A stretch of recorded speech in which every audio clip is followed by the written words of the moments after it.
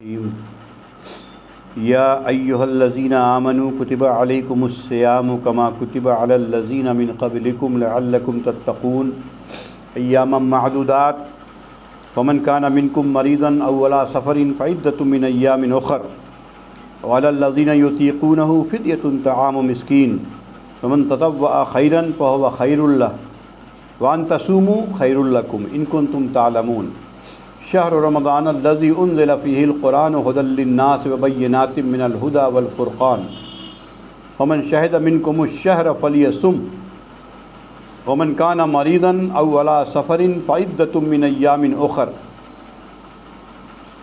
युरीदुल्लाहु बिकुमुल युस्र वला युरीदु बिकुमुल उस्र वलितुकमिलुल इद्दत वलितुकब्बिरुल्लाह अला मा हदाकुम वलअल्लकुम तशकुरून वइज़ा सअलका इबादी अन्नी फ़इन्नी क़रीब उजीबु दअवतद दाइ इज़ा दआन फ़लियस्तजीबू ली वलियुमिनू बी लअल्लहुम यरशुदून। सदक़ल्लाहुल अज़ीम। ये आज जो आयत की तिलावत की गई है ये सूरह बकरा की आयत नंबर 183 से 186 4 आयत और 5 आयत इसमें आई है और ये सब रमज़ान के बारे में और एक ही जगह है सियाम के बारे में, रोज़े के बारे में। तो चूँकि अब रमज़ान आने ही वाला है, अल्लाह ने चाहा तो आज तीसरा रोज़ा हो जाएगा। तो इस सिलसिले में हमें जान लेना चाहिए कि बुखारी की देखिए रिवायत है कि बुनियल इस्लाम अला खम्स, इस्लाम की बुनियाद 5 चीज़ों पर होती है। एक तो अशहदु अल्ला इलाहा इल्लल्लाह, अल्लाह की तौहीद की गवाही देना, और नमाज, फिर ज़कात, फिर रोज़ा और हज, ये 4 चीज़ें हैं। तो ये मरासिम इबादत है, यानी इबादत के कुछ तरीक़े बताए गए हैं। वैसे इबादत तो पूरी ज़िंदगी है, इबादत कहते हैं ग़ुलामी में आ जाने को। तो हम सब अल्लाह की ग़ुलामी में अपने को कलमा पढ़ लिया तो आ ही गए।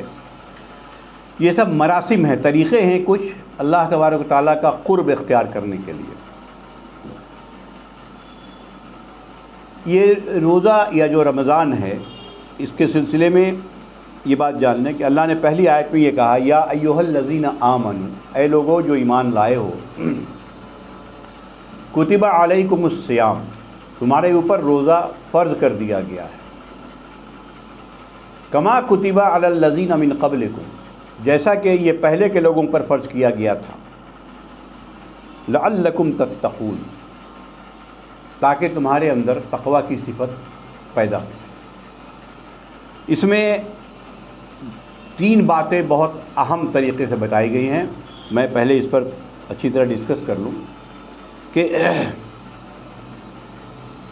रोज़ा आम तौर पर लोग ये जानते हैं कि खाना पीना और जिनसी ताल्लुक़ात, सेक्सुअल एक्टिविटीज़, ये तुलूए फ़जर से लेके ग़ुरूब आफ्ताब तक हराम है। ये 3 ऐसी चीज़ें हैं जिनमें अगर किसी भी तरह से अगर कर लिया तो रोज़ा तो फासिद हो गया, रोज़ा ख़त्म हो गया, रोज़ा रहेगा नहीं। कुछ मसाइल भी हैं इस सिलसिले में, अगर बाद में दर्स के बाद पूछना चाहें पूछ लेंगे। ये जो बुनियादी बातें मैं बता देता हूँ। तो ये इतने दिन जब तुलूए फ़जर, फ़जर का मतलब होता है जब रात ख़त्म हो, जैसे अज़ान होती है हमारे यहाँ, अब तो बहुत आसान है, उस वक्त से लेके ग़ुरूब आफ्ताब तक खाना पीना और जिनसी सोहबत से परहेज़ करना, ये 3 चीज़ें हैं जिससे सख्ती से परहेज़ लाजिम है, वरना रोज़ा फासिद हो जाएगा, रोज़ा ख़त्म हो जाएगा। लेकिन सिर्फ़ यही चीज़ें नहीं हैं, इसके अलावा भी बहुत सी चीज़ें ऐसे हैं जिससे रोज़ा फासिद नहीं होता लेकिन कमज़ोर होता है, वीक हो जाएगा रोज़ा।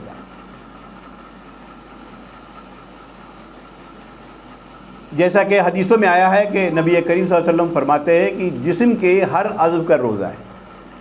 आँख का रोज़ा यही है कि हम बदनज़री से बचें, बुरी निगाह डालने को, ये तो आम तौर पर ही डालना मना है, روزے میں خصوصی طور پر اس کو بچائیں. کان سے بری چیزیں یا فحاشی والے یہ سارے گانے وانے جو آتے ہیں، جو سنتے رہتے ہیں لوگ، یہ میوزک، یہ ساری چیزیں جو ہیں سختی سے اس سے زبان کا استعمال، کسی کو روزے میں ڈانٹ دینا، بلکہ حدیث یہ آئی ہے کہ اگر کوئی تمہیں روزے کے اس میں گالی دے دے یا مار دے تو اس سے کہو انی صائم، میں روزے سے ہوں اس لیے میں کچھ نہیں کر سکتا. یہ حدیث میں آتا ہے کہ میں روزے سے ہوں، میں نہیں کر سکتا. یعنی جب ہم روزہ رکھتے ہیں تو اس کا ہر وقت خیال ہے، ورنہ روزے کے اثرات نہیں ہوں گے.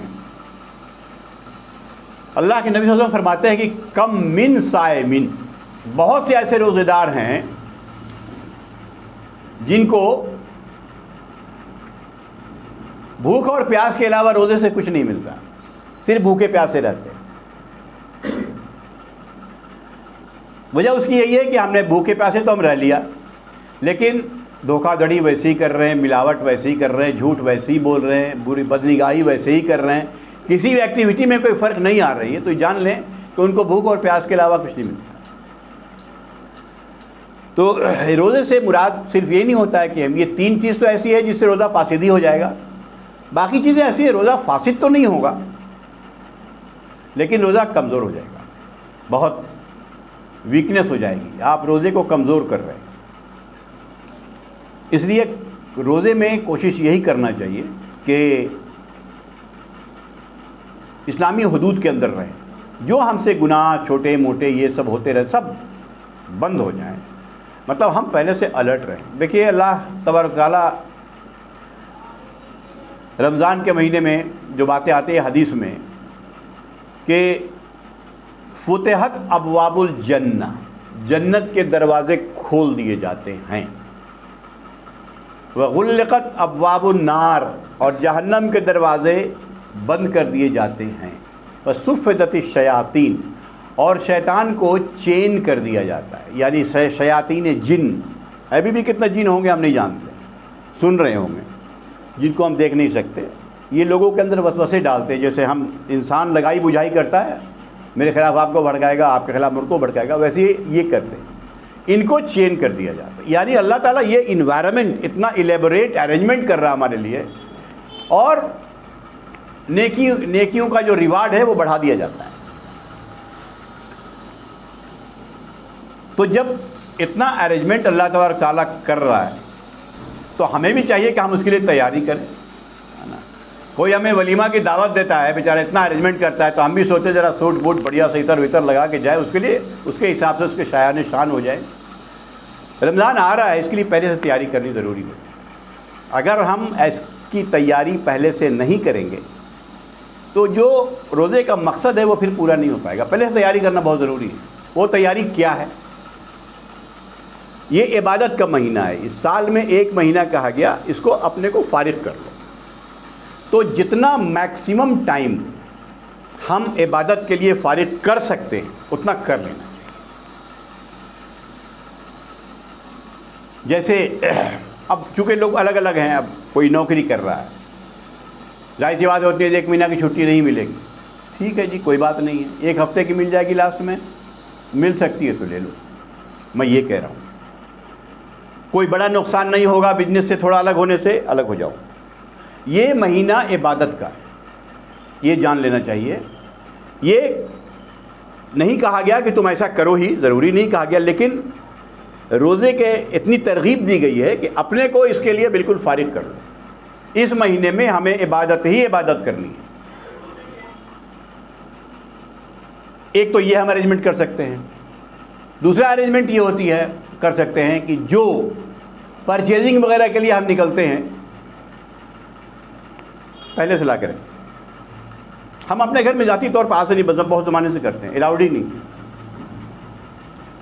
کوئی ٹور وور اگر ضروری نہیں ہے جانے سے پرہیز کریں. یوں ہی جانے سے اگر کوئی ضروری ہوا تو جائیے، منع نہیں کیا گیا ہے.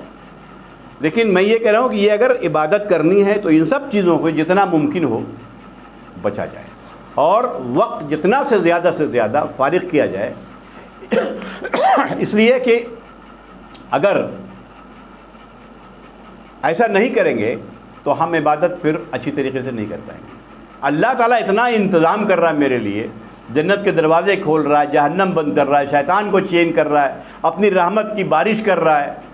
آ جاؤ، پورا انوائرمنٹ، ایٹماسفیئر ہی بدل جاتا ہے رمضان میں، تو ہمیں اس کو رسپونڈ کرنا چاہیے کہ ٹھیک ہے، ہم کو بھی اسی طریقے سے رہنا ہے۔ یہ احترام ہے اللہ تبارک تعالیٰ کے ان الفاظ کا جو ہمیں کرنا چاہیے۔ کیا ہم کرتے ہیں یہ ہم بعد میں بتائیں گے، جو ہمیں کرنا چاہیے وہ میں نے بتا دیا۔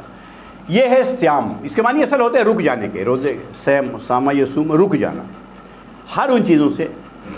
اب ایک بات تو یہ ہے کہ یہ فرض ہے ہمارے اوپر، کوئی چھوڑ نہیں سکتا اس کو، الا یہ مانے عاقل ہونا چاہیے، بالغ ہونا چاہیے۔ عاقل کا مطلب ہوتا ہے کوئی پاگل مجنون نہیں ہو، بالغ ہونا چاہیے، مرد ہو یا عورت ہو، اور صحت مند ہونا چاہیے، اس سب پر روزہ فرض، روزہ چھوڑ نہیں سکتے، اور مقیم ہونا چاہیے، یہ بھی کہہ لیجئے، مسافر کے لیے آ رہی ہے بات آگے۔ تو ان پر روزہ فرض ہے، یہ کسی بھی صورت میں چھوڑ نہیں سکتے، اگر چھوڑیں گے تو بڑا گناہ ہے۔ جیسا کہ ہم نے کہا کہ ہم کیا کرتے ہیں یہ ہم بعد میں بتائیں گے، جب آخر میں آئیں گے تب انشاءاللہ اس کو بتائیں گے ہم، اگر بھول گئے تو یاد دلا دیجیے گا۔ دوسری بات اس میں بتائی گئی ہے،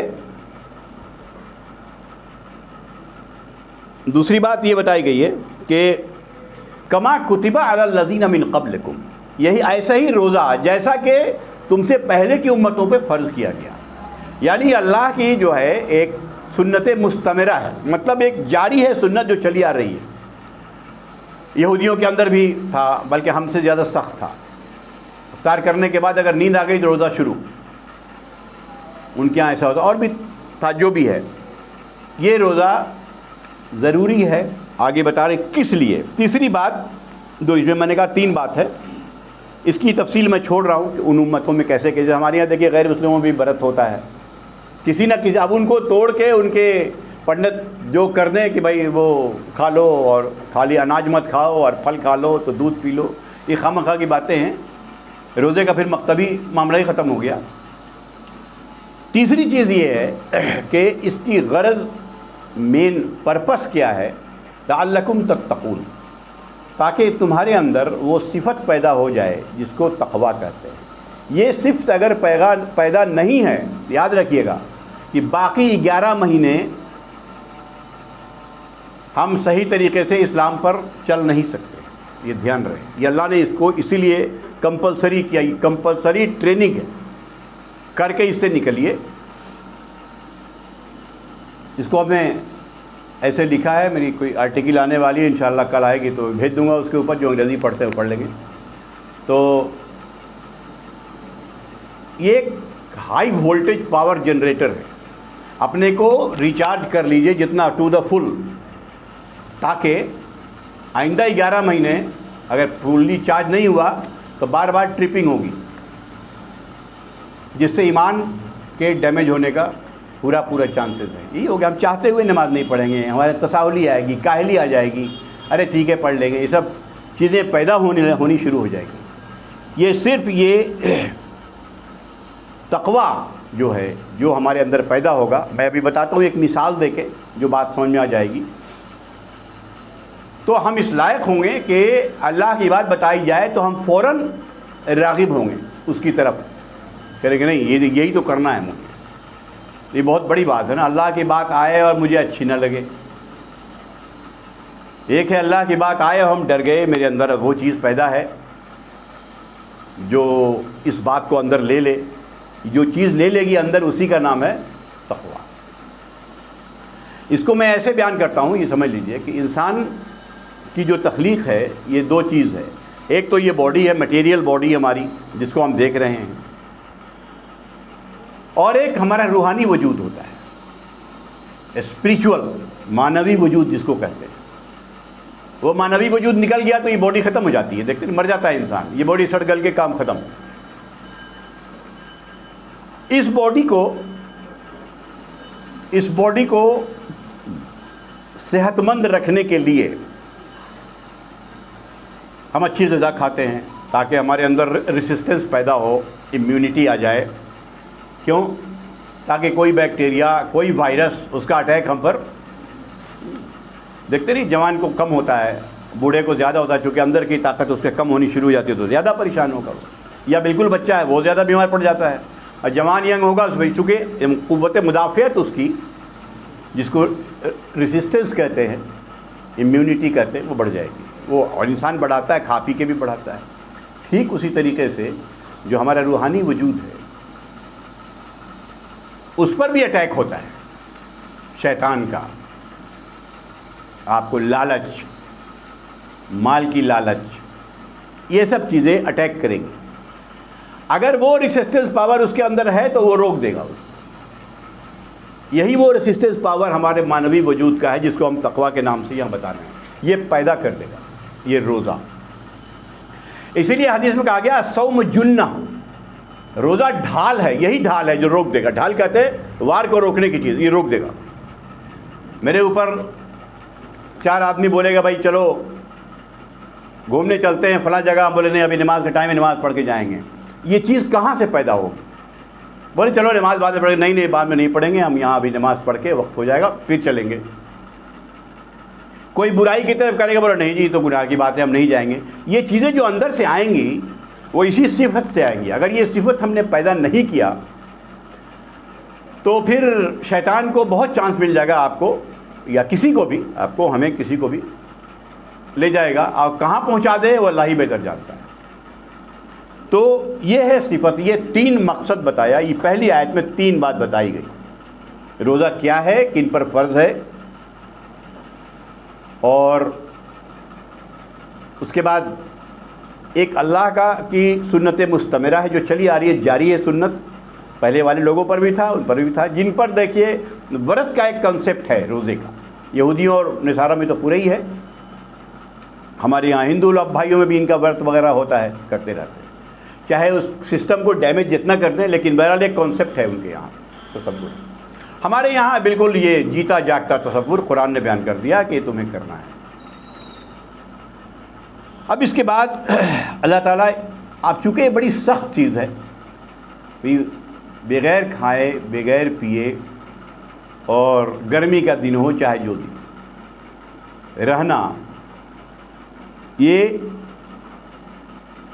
صرف وہی کر سکتا ہے جس کے اندر یہ چیزیں پیدا ہوں کہ نہیں بھائی ہم کو اللہ کے یہاں جواب دہ ہونا، یہ حکم ہے میرے رب کا اور ہمیں کرنا ہے. نہیں اس کا ہو ہی نہیں ہے. دوسری چیز، ایک چیز اس میں اور میں بتا دوں کہ ہر عبادت کا ایک خاصہ ہے، ایک خاص پرپس ہے، ایک اسپیشل چیز. جیسے نماز، اس کی اسپیشلٹی ہے تقرب الی اللہ، اللہ سے قربت ہو جاتی ہے. سجدے میں جب ہم جاتے ہیں اس سے زیادہ قرب کچھ پہ نہیں ہوتا. زکوٰۃ، اپنے مال کو ہم پاک کرتے ہیں اور دوسروں کی خبر گیری ہوتی ہے. کن کن چیزوں میں خرچ کریں؟ میرے خیال میں جو ہمارے گروپ پہ آ گیا ہے، انہوں نے بھیجا ہے، وہ بہت اہم چیزیں دیکھ لیجئے اس کا کیا ہے. جو امپورٹنٹ چیزیں آ گئی ہیں، 2 منٹ بھی نہیں لگے گا پڑھنے میں. تیسری چیز حج، جو اس کی اسپیشلٹی ہے کہ ایک ہی جگہ ہونا ہے. اب پورے دنیا کے لوگ ایک جگہ جمع ہوتے ہیں کہ ایک امت، یہ ایک ہی امت ہے. جو بھی کلمہ گو ہے وہ ایک ہی امت ہے. ہمارے یہاں کوئی تفریق نہیں ہے. مکہ جا کے تمام حاجی اعلان کرتا ہے ایک امام کے پیچھے، چاہے وہ جی حنفی ہو، بریلوی ہو، دیوبندی ہو، فلاں ہو، چلا ہو، شیعہ ہو، سنی ہو، نماز پڑھتا ہے. اس بات کا اعلان کرتا ہے کہ امت، یہ ایک خصوصیت ہے حج کی. ٹھیک اسی طریقے سے روزے کی خصوصیت یہ ہے کہ اس میں ریا یا دکھاوا نہیں ہوتا. ہم دکھانے کے لیے آپ کو 2 رکعت اور پڑھ سکتے ہیں، کہتے ہیں ہاں صاحب بڑا نماز میں تو بہت پڑھتے ہیں. یہاں تو یا رکھیں گے یا نہیں رکھیں گے. گھر سے بھر پیٹ کھا کے منہ سوچ کے بڑھیا سے چلیں گے آپ کے سامنے تو اللہ تو دیکھ رہا ہے، وہ جان رہا ہے. ہم تو روزے تو ہے نہیں دنیا میں، اس لیے ریا نہیں ہو سکتا. یہ اتنی، اس لیے اللہ نے اس سلسلے میں اللہ کے نبی صلی اللہ علیہ وسلم نے کہا کہ الصوم لی وانا اجزی بہ، یہ روزہ ہمارے لیے ہے. بھائی ساری عبادت اللہ کے لیے ہے. اس خصوصی طور پر یہ کہا کہ اس میں ریا نہیں ہو سکتا، اپنے نفس کے لیے، دکھاوے کے لیے. زکوٰۃ دے اپنی سخاوت ظاہر کرنے کے لیے، حج کرنے جائے 5 اسٹار میں ٹھہر کے اپنا پیسہ دکھانے کے لیے، ایسا نہیں ہے۔ الصوم لی، روزہ صرف میرے لیے ہے۔ یہی ہے کہ چونکہ ریا نہیں ہے، یا تو رکھے گا یا نہیں رکھے گا۔ اس کے بعد کہا انا اجزی بہی، اور اس کا بدلہ میں ہی دوں گا۔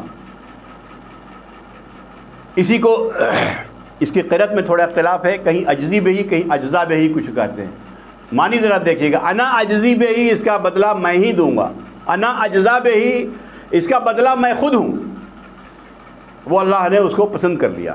یہ ہے روزے کی اصل غایت، پرپس، یہ جو بتا رہا کہ ان پر فرض ہے اور اس سے ہمیں کیا فائدے ہوں گے، اور اگر نہیں کریں گے تو کیا نقصانات ہیں اس کے۔ ہم چاہ کے بھی ایمان پر نہیں چل سکتے، یہ واضح ہے، چاہ کے بھی نہیں چل سکتے، چونکہ اس کے لیے وہ اسٹرینتھ ہونا چاہیے کہ اندر سے کر لے۔ بھئی ایک بوڑھا آدمی ہے، وہ چاہ رہا ہے کہ ہم جائیں گے 10 کلومیٹر پیدل، وہ چاہ کے بھی نہیں چل سکتا، نہیں جائے گا۔ یہ چاہ کے بھی بیچارہ حج کرنے نہیں جا پاتا، بستر پہ چلا جاتا ہے، نہیں کر سکتا چونکہ اس کی جسمانی قوت۔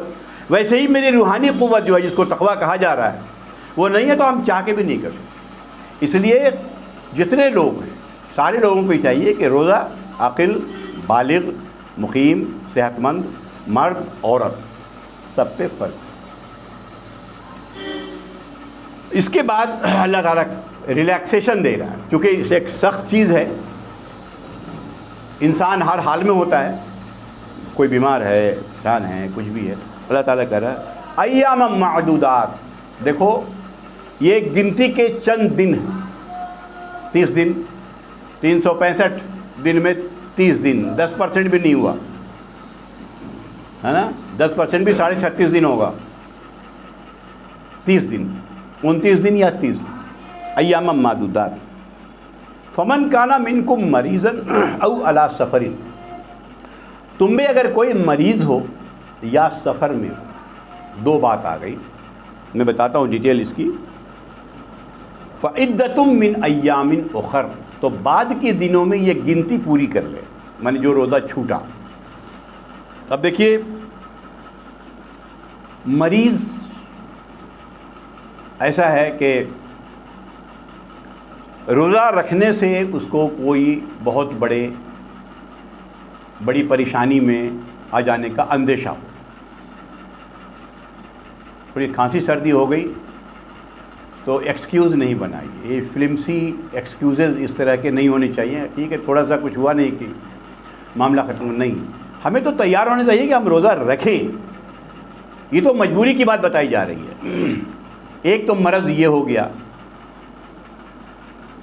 دوسرے عورتوں میں بتا دیا گیا کہ اگر وہ پریگننٹ ہو یا مرضعہ یعنی بچے کو دودھ پلا رہی ہو تو اس بیچ وہ بھی روزہ چھوڑ سکتی ہے، اس کی حالت بھی مریضہ میں، چونکہ بچے کو نقصان پہنچنے کا اندیشہ ہے، تو یہ لوگ روزہ چھوڑ سکتے ہیں۔ اور بعد کے دنوں میں فعدۃ من ایام اخر، لفظی ترجمہ ہے ان کے لیے گنتی ہے پورا کرنا بعد کے دنوں میں۔ یہ انداز بیان ایسا ہے کہ اس سے بات واضح ہو گئی کہ 5 روزہ چھوٹا ہے تو 5 پورا کرنے کی کوئی ضروری نہیں کہ لگاتار 5 رکھیں، یہ ہے مطلب، گنتی پوری کر لو، ایک رکھ لیا، 4 دن کے بعد پھر ایک رکھ لیا، جیسے رکھیں، کوئی ضروری نہیں کہ لمبا رکھا جائے۔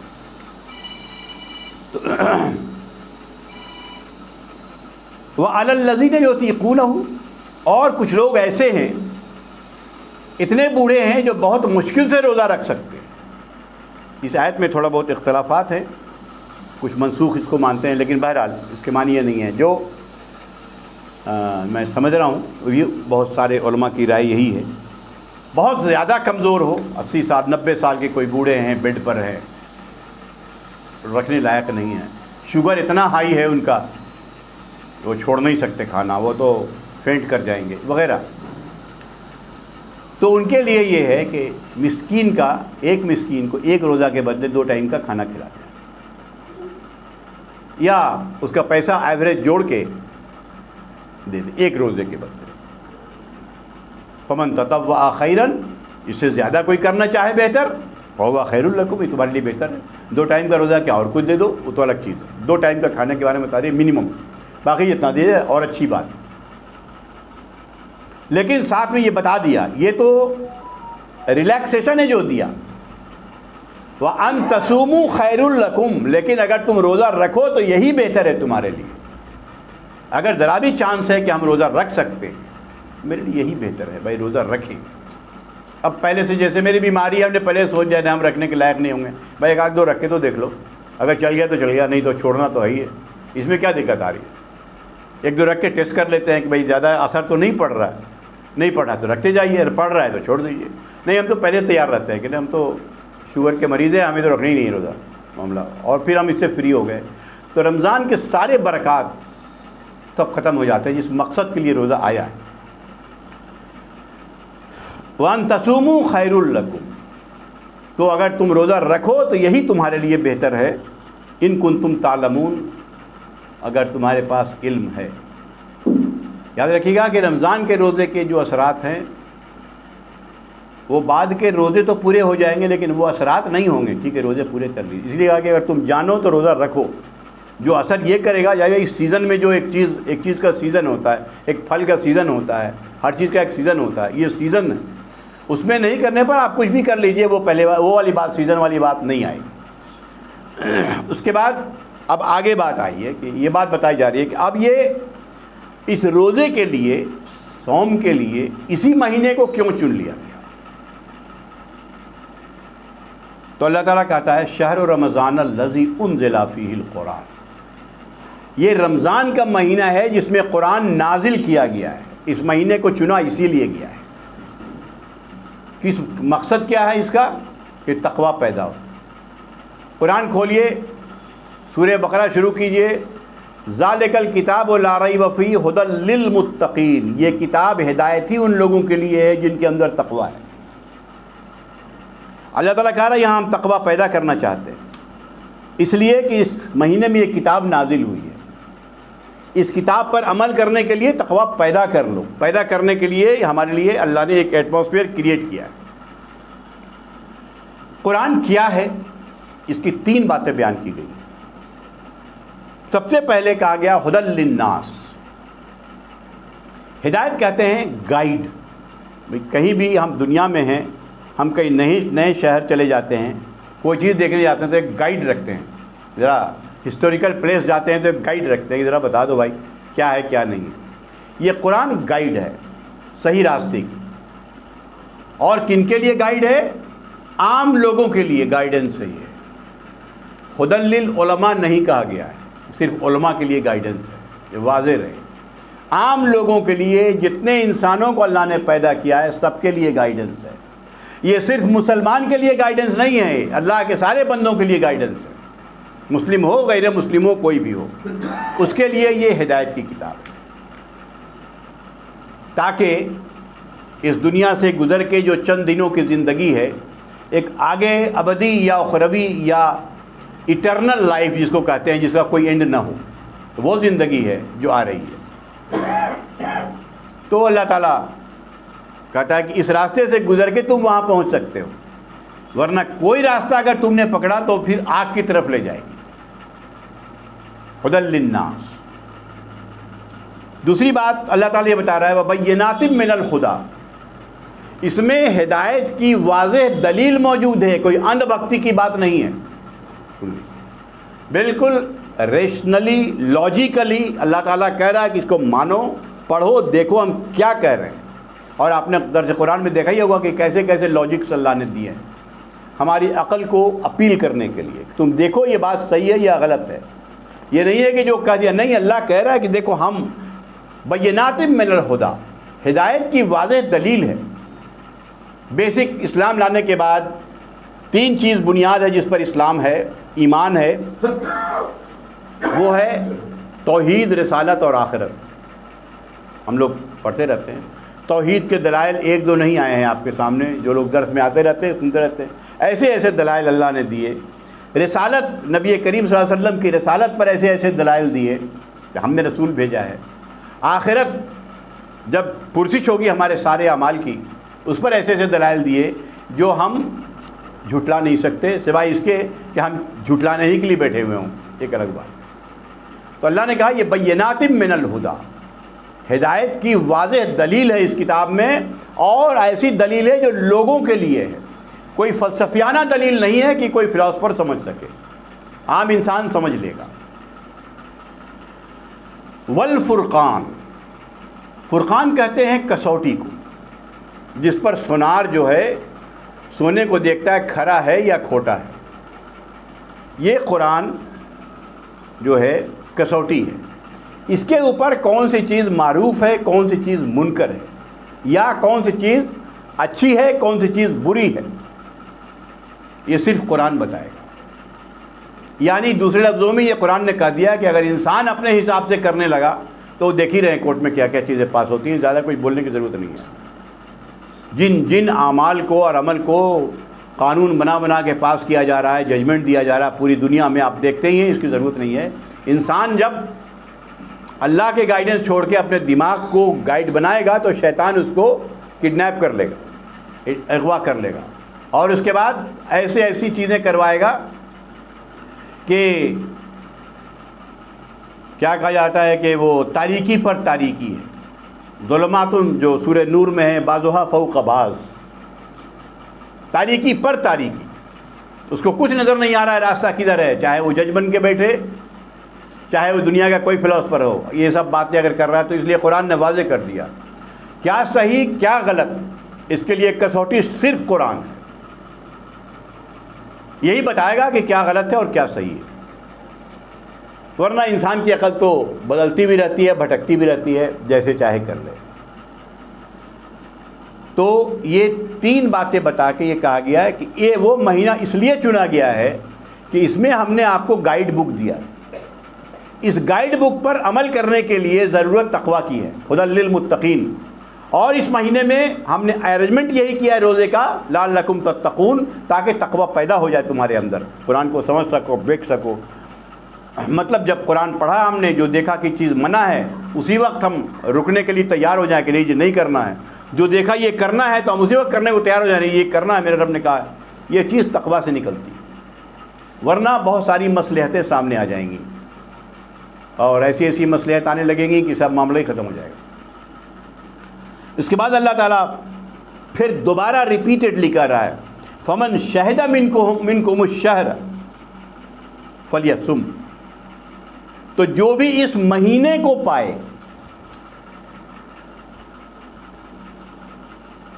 وہ روزہ رکھے، سوائے اس کے کہ جو ایکسیپشن بتا دیا گیا، جو اس مہینے کو پائے وہ روزہ رکھے۔ ایک تو مہینے کا بھی لفظ آ گیا یہاں، یہ روزہ مہینے کا ہوتا ہے۔ نبی کریم صلی اللہ علیہ وسلم نے بتا دیا کہ چاند کے حساب، چاند دیکھ کے روزہ شروع کرو اور چاند دیکھ کے روزہ ختم کرو۔ چاند دیکھا اور رمضان شروع ہو گیا، 24 سے ہم کہتے ہیں روزہ، 24 سے روزہ شروع ہے، رمضان تو 23 کے مغرب کے وقت سے شروع ہو جائے گا، تراویح اس دن شروع ہو جائے گی، چاند دیکھ لیا معاملہ ختم، رمضان شروع ہو گیا۔ اب اور پھر وہی بات آ گئی، ومن کان منکم مریضن، ومن کان مریضن او علی سفر، تو جو مریض ہو یا سفر میں ہو، یہ سفر کی بات ہم نے نہیں کیا تھا، سفر وہ سفر ہے جو اسلامی سفر ہے، جس کو 48 میل کہتے ہیں عام طور پر، کچھ اختلافی ہے لیکن عام طور پر یہی چیزیں تمام رائج ہیں، جس کو تقریباً 72 یا 75 کلومیٹر آج کے حساب سے آتا ہے۔ اگر اس سے زیادہ کا سفر ہے تو ہم گھر سے ہی مسافر ہو گئے، یہ محلہ چھوڑ دیا نکل گئے تو ہم مسافر ہو گئے، ہم یہاں سے نکلے سفر کے لیے، نماز کے بعد بٹلہ ہاؤس مسجد میں آ گیا تو ہم وہاں پر قصر کریں گے، نکل چکے ہیں۔ تو بہرحال یہ قصر کا مسئلہ نہیں ہے، یہ سفر، تو سفر میں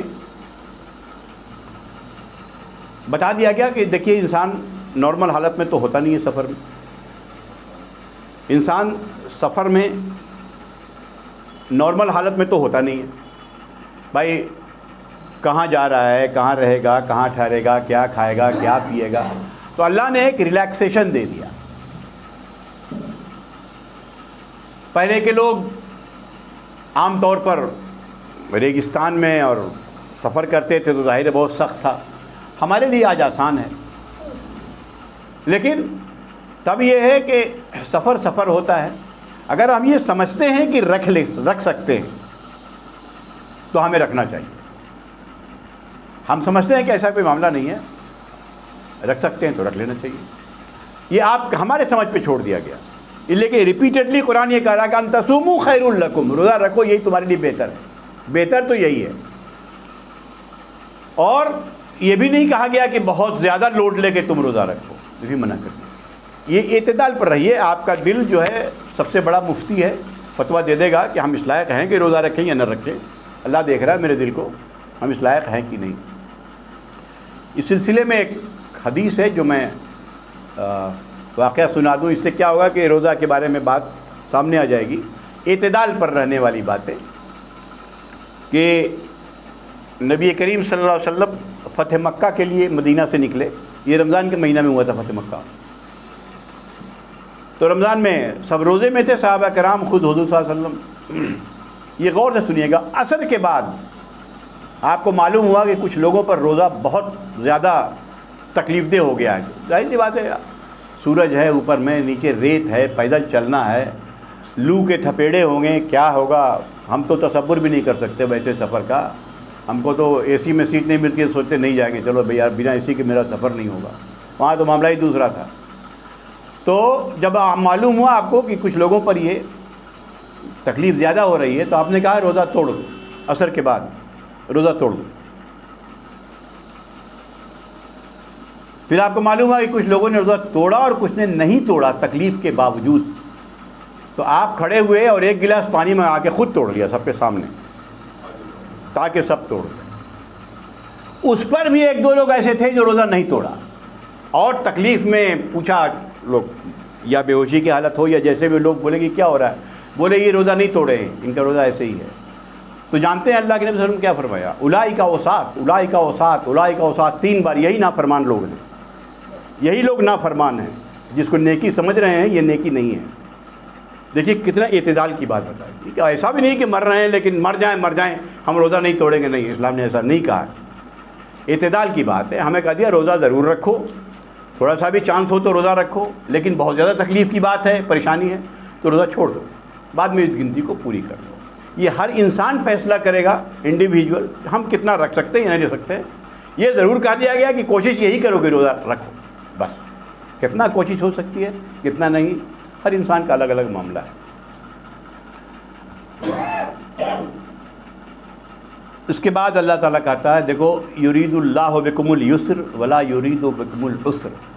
اللہ تمہارے لیے آسانی پیدا کرنا چاہتا ہے, تنگی پیدا کرنا نہیں چاہتا. یہ بھی اس حدیث جو بتائی اس سے بات بالکل مطابقت ہے. بھئی آسانی کر رہا ہے, ہمارے تقویٰ کے لیے کر رہا ہے, لیکن اگر اتنا زیادہ تنگی ہو رہی ہے, پریشانی, تو کوئی بات نہیں. اس کے بعد کہا گیا وَلِتُكْمِلُوا الْعِدَّةَ, اس روزے کی گنتی کو, یعنی 29 یا 30 دن جو بھی ہو, اس کو پوری کرو. یہ بھی بڑی اہم بات ہے. ہمارے یہاں معاملہ یہ ہوتا ہے کہ نوجوان لڑکے 2 دن شروع میں رکھ لیا, 2 دن بیچ میں رکھ لیا, 2 دن لاسٹ میں ہو گیا, چلو ہو گیا جی کوئی بات نہیں ہم رکھ لیا. ارے ہم کو تو نوکری کرنے جانا ہوتا ہے. یاد رکھیے گا کہ صحابہ کرام کو نوکری کرنے اے سی میں نہیں جانا ہوتا تھا. وہ دھوپ میں کپڑے سر پر لے کے چلتے تھے, کھیتوں میں کام کر رہے تھے, دھوپ میں, ریگستان میں. ہم گئے تو آفس میں جا کے اے سی میں بیٹھنا ہوتا ہے, ہم نے دکان میں بھی اے سی لگا رکھا ہے. تو یہ کوئی ایکسکیوز نہیں ہو سکتا. کہا دیا اس گنتی کو پورے کرو. وَلِتُكْمِلُوا الْعِدَّةَ, تاکید ہے, اس گنتی کو تم ضرور پورا کرو. 29 یا 30 دن لگاتار, بیچ میں چھوڑنا نہیں ہے نا. دوا جب ڈاکٹر دیتا ہے وہی بولتا ہے کہ بھائی لگاتار کھائیے 10 دن تک, بیچ میں چھوٹے چھوٹے کھائیے, دوا کے فائدے نہیں ہوتے ہیں, پھر فائدہ نہیں ہوگا. جس مقصد کے لیے ہم کر رہے ہیں وہ مقصد ہی ظاہر ہو گیا. وہ 4 دن بھی آپ کا معاملہ کسی کام کا نہیں رہا, کیا فائدہ. اس کے بعد کہا گیا کہ جب یہ روزہ پورا ہو جائے, مکمل ہو جائے یہ گنتی, وَلِتُكَبِّرُوا اللَّهَ عَلَى مَا هَدَاكُمْ, تو اللہ نے جو یہ ہدایت تمہیں دیا ہے یعنی قرآن, اس کے لیے اللہ کی بڑائی کا اعلان کرے. تو روزے کے اختتام پر بڑائی کا اعلان کیا ہے؟ عید, جو نبی کریم صلی اللہ علیہ وسلم نے بتایا کہ یہ ہے بڑائی کے اعلان کا طریقہ. اس لیے کہا گیا جب جاؤ عیدگاہ کی طرف, اللہ اکبر اللہ اکبر لا الہ الا اللہ واللہ اکبر وللہ الحمد. دنیا کو بتا دو کہ اب قرآن کے آنے کے بعد بڑائی اور کبریائی نہ کسی حکومت کے لیے ہے، نہ کسی خاندان کے لیے ہے، کچھ نہیں، صرف اللہ کی بڑائی ہے۔ اگر مسلمان بھی حکومت میں آئے تو اللہ کی بڑائی ہے، ان کو تو صرف اس کو امپلیمنٹ کریں گے، بڑائی صرف اللہ کے لیے ہے۔ یہ ہے کہ زمین والوں کو بتا دو، یہاں تک کہ اسی لیے مستحب بتایا گیا کہ اگر جس راستے سے تم عید کے لیے جاؤ دوسرے راستے سے آؤ، اچھا ہے، ضروری نہیں ہے، تاکہ ایک آدمی زیادہ سے زیادہ لوگوں کو سنا سکے کہ اللہ اکبر لا الہ الا اللہ واللہ اکبر اللہ اکبر وللہ الحمد وَلَعَلَّكُمْ تَشْكُرُونَ، شاید کہ تمہارے اندر شکر کا مادہ پیدا، تم شکر کرو اللہ کا کہ یہ قرآن بھیج دیا، اس قرآن کو سمجھنے کے لیے جو چیزیں ضروری ہیں اس کے لیے ہم نے اس ماہ کو بھیج دیا، اس ماہ میں وہ تقویٰ ہمارے اندر پیدا ہو جائے، اس کے لیے ہمیں بتا دیا کیا طریقہ ہے پیدا ہونے کا، جسم کے سارے معاملات ایسے ہو جائیں۔ یہاں پر میں بات ختم کر دے رہا ہوں، ایک آیت اور تھی لیکن وقت زیادہ ہو گیا چونکہ کچھ بات اور کرنی ہے۔ اس کے بعد دعا کے لیے بیچ میں دعا کی بات آئی ہے، رمضان کا مسئلہ چل رہا ہے، بیچ میں دعا کے سلسلے میں آئی ہے، جس پر ہم انشاءاللہ اگلے سیشن میں اس دعا پر گفتگو کریں گے، بتائیں گے بھی ہماری لاپرواہیاں کیا ہوتی ہیں، جو ہم نے کہا تھا بعد میں بتائیں گے کہ ہم جو ہے، یہ اس لیے بتا رہا ہوں میں کہ ان چیزوں سے بچنا چاہیے، جو ہم دیکھتے ہیں آبزرو کر رہے ہیں اس کو دیکھ کے۔ لاپرواہیاں، سب سے پہلی لاپرواہی یہ ہے کہ ہم اس کو کھانے کا مہینہ، پکوان کا مہینہ بنا لیتے ہیں، ہاں، کہ اتنی چیزیں گھر میں بنے کہ افطار کے وقت میرا ڈائننگ ٹیبل اتنا سجا رہے، اور عورتیں دن بھر ان کو لگا دیا کچن میں، ان کے لیے بھی یہ روزے کا اور صوم کا مہینہ ہے، یہ واضح رہے، ان کے لیے بھی یہ صوم کا مہینہ ہے، روزے کا مہینہ ہے، ان کو بھی میکسیمم وقت دیا جائے کہ وہ عبادت کریں اللہ کی۔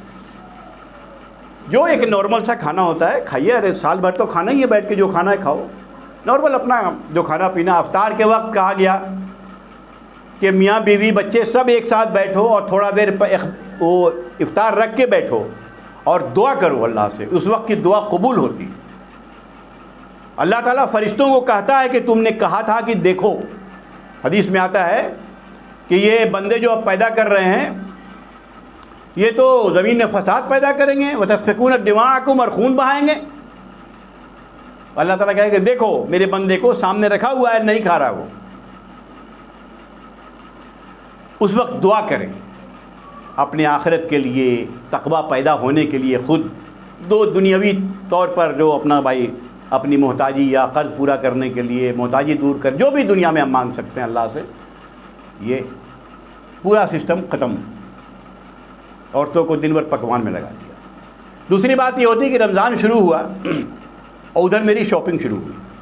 ہم نے پہلے کہا کہ وقت جو ہے میکسیمم اپنے کو ایک جگہ کنفائنڈ کیجئے، زیادہ گھومنے تمنے کی ضرورت نہیں ہے، کنفائنڈ کیجئے، عبادت کیجئے، قرآن پڑھیے، سمجھیے، قرآن میں تدبر کیجئے، ذکر اذکار کریں، نماز پڑھیں، اللہ کی طرف اس میں لگے رہیں۔ یہ لہو و لعب میں پھر ٹھیک ہے جی بھوکے تو ہیں لیکن نکل گئے، اپنا ادھر نکل گئے ادھر نکل گئے، ان سب چیزیں رمضان کے منافی ہیں جو نہیں کرنا چاہیے۔ تیسری چیزیں، جیسے جیسے یہ رمضان نزدیک آتا ہے ویسے ہی رمضان اور ڈینس ہوتا چلا جاتا ہے، اللہ کی رحمتیں مطلب سمجھیے بارش تیز تر ہو جاتی ہے، اور آخری عشرے میں یہ میکسیمم ہو جاتی ہے۔ حدیثوں میں آتا ہے کہ جب آخری عشرہ، وَإِذَا دَخَلَ الْعَشْرَةُ، جب یہ عائشہ صدیقہ رضی اللہ عنہا عائشہ فرماتی ہے کہ جب آخری عشرہ آتا تو نبی کریم صلی اللہ علیہ وسلم اپنی کمر کس لیتے، وَأَيْقَظَ أَهْلَهُ، اپنے گھر والوں کو جگاتے اور رات عبادت کرتے۔ اب دیکھیے یہ آخری عشرے میں ہمارے یہاں شاپنگ بہت تیز ہو جاتی ہے، یہ ڈینس ہو جاتا ہے۔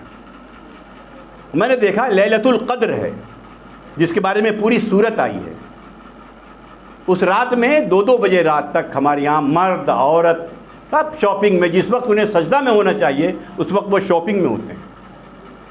ایسا نہیں ہو سکتا ہے کہ ہم یہ عید کی جو تیاریاں پہلے کر لیں، کر کے رکھ لیں بھائی نہیں جانا، ایسا نہیں ہوگا۔ وہ تو پورا آخری عشرہ زیادہ لہو و لعب میں گزرتا ہے، جبکہ اللہ کے نبی صلی اللہ علیہ وسلم کے بارے میں کیا ہے، شد میزرہ، اپنی کمر کس لیتے کہ نہیں ہمیں آخری عشرے میں یہ کرنا ہے۔ آخری عشرے پر انشاءاللہ آئندہ ہفتے ہم گفتگو کریں گے کہ آخری عشرے میں کیا کیا چیزیں اللہ نے اسپیشلی دی ہیں ہمیں۔ تو ایک تو یہ غلطی ہوتی ہے، دوسری غلطی یہ ہوتی ہے، تیسری جو غلطی جس کو نہیں کہیں گے، یہ اللہ سے بغاوت ہے۔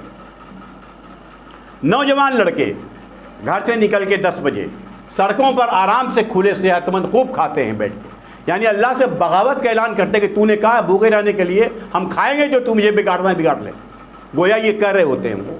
جب جاتے ہوئے دیکھتے ہیں اس وقت 11-10 بجے باضابطہ بریانی بن رہی ہے، لوگ کھڑے ہوئے ہیں، لگے ہوئے ہیں، کھا رہے ہیں، پی رہے ہیں، نوجوان۔ یہ چیزیں ایسی ہیں جو دراصل یہ اللہ سے بغاوت کا اعلان ہے۔ ہم کیا کر رہے ہیں بھائی؟ ارے کچھ شرم بھی ہونا چاہیے، نہیں بھی رکھنا ہے تو گھر میں رہو یار، سڑک پر مت کھاؤ، کم سے کم جو کرنا ہے کرو، اللہ سمجھے گا تم سے۔ یہاں تو کھلم کھلا، مطلب ایک طرح سے ہم چیلنج کر رہے ہیں کہ ہم کھائیں گے کھلم کھلا، تم کو جو بگاڑنا بگاڑ دو، گویا یہ کہہ رہا ہوتا ہے۔ یعنی یہ سب ہماری جو ہیں بدعنوانیاں ہیں جس سے رمضان کا سارا معاملہ ختم ہو جاتا ہے، سارا معاملہ ختم ہو جاتا ہے۔ کہیں افطار پارٹی میں کہا گیا کہ بھائی روزہ دار کو افطار کراؤ، لیکن وہ پارٹی افطار والی نہیں ہوتی ہے۔ ذرا پارٹی کو دیکھ لیجیے گا کیسی کیسی پارٹیاں ہوتی ہیں، وہ سب لہو و لعب۔ ارے بھائی افطار کر رہے ہیں کہ آپ روزہ آ جاؤ بھائی میرے ساتھ افطار ہے، جو ہے سو بیٹھے ساتھ میں بیٹھ گئے، پانی پی لیا، کھجور کھا لیا، جو تھوڑا ہو گیا بات ختم، افطار کرا دیا۔ نہیں، ہمارے یہاں تو وہ جب تک کہ 200-400 چکن نہیں کٹے فلاں چیلا، مطلب ایک کھانے کا مہینہ اس کو بنا لیا، بالکل ایک دوسرے رنگ پہ ہم لے جا رہے ہیں۔ یہ تراویح جو ہم کرتے ہیں،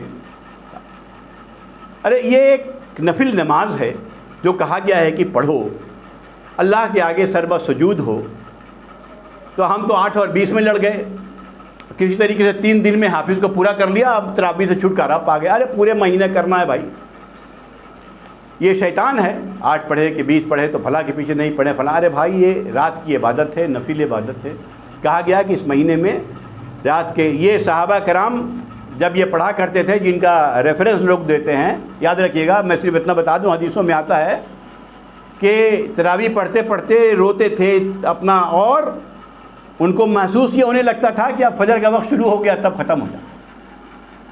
یہ ہماری طرح نہیں ہے کہ ایک ریگولر پڑھا تب بھی 1-1.5 گھنٹے میں ختم کر دیا، ورنہ 3 دن کی حافظ کو بلایا، 10-10 پارہ کھینچ دیا، نہ کوئی جانا نہ کوئی، ایک ایکسرسائز ہے جو کر کے نکل گیا، سوچا کہ ہم نے بہت بڑا کام کر دیا۔